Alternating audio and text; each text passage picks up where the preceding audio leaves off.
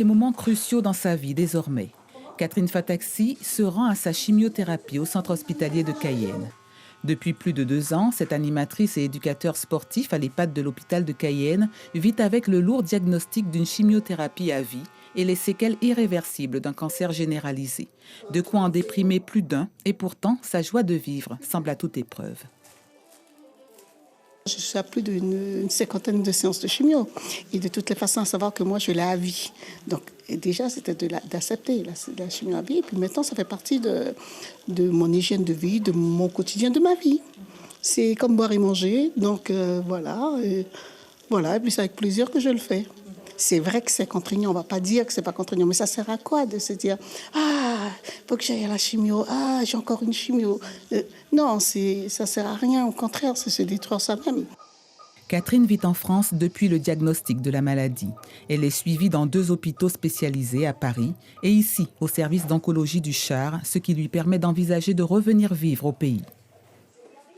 Avant, c'était une chimio par semaine. Donc, c'était toutes les semaines à l'hôpital, sans compter les jours d'examen et tout. Maintenant, c'est une chimio toutes les 3 semaines et à vie.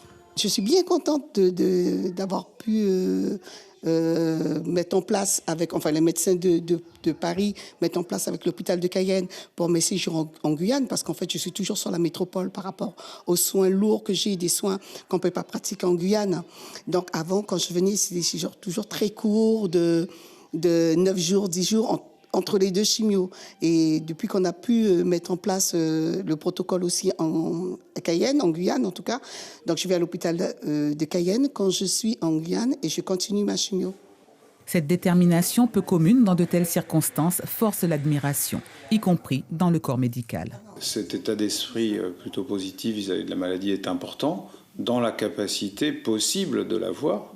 Tout dépend de l'état de la maladie et de comment le traitement est supporté. Bien sûr que c'est plus facile. C'est plus facile ne serait-ce que parce qu'on peut échanger, pas que médicalement, mais ça dépend des caractères des gens. On a envie d'échanger, mais on peut le faire avec tout le monde, ça. On peut parler avec les gens, on peut discuter d'autres choses que de la maladie. Discuter d'autres choses, des fois, c'est quand même important pour les gens. Ouais, alors, en l'occurrence, c'est du sport. Le sport qui rythme chaque nouvelle journée. Chiante mais très attachante, comme l'annonce son débardeur, Catherine exige beaucoup de la vie et d'abord d'elle-même. Ça peut être l'air facile quand on me voit, mais comme je dis, il faut aller chercher à travers la musique. Et les cris ne sont pas anodins. Les cris qui sortent de l'intérieur, ça donne une énergie.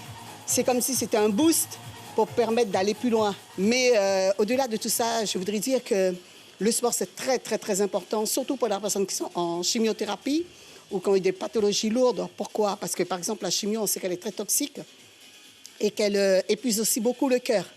Et à travers une activité d'endurance, ça veut pas dire faire vite, faire fort, mais faire au moins une demi-heure chaque jour, quotidiennement, ou disons même, allez, on va dire 3 fois par semaine pour les personnes...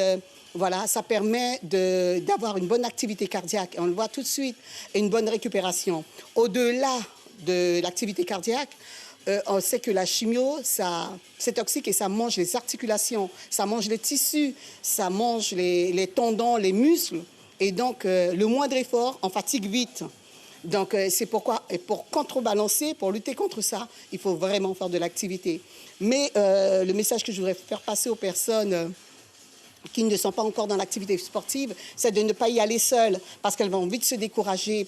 Autre moment essentiel, bien que douloureux, de son traitement, les séances de kinésithérapie 3 à 4 fois par semaine. Et parmi les piliers du bien-être de Catherine, son entourage, sa famille, ses connaissances, ses amis, la spiritualité et l'orchestre dont elle est la présidente, le groupe de compas Compassion Plus, qui comble son amour de la musique et du compas.